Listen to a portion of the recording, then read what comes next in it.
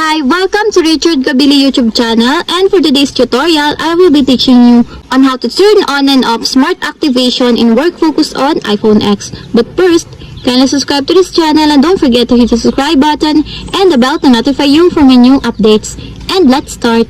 Using your iPhone X from your home screen, first go to Settings. Then in the Settings, scroll down and click the Focus. Then after that, in the Focus, choose the Work. Then in the Work Focus, scroll down and go to Smart Activation section, then click this one.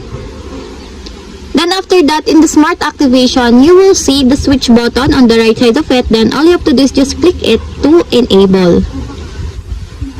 When the Smart Activation is enabled, it is automatically turn work focus on at relevant times throughout the day based on signals like your location, application, usage, and more.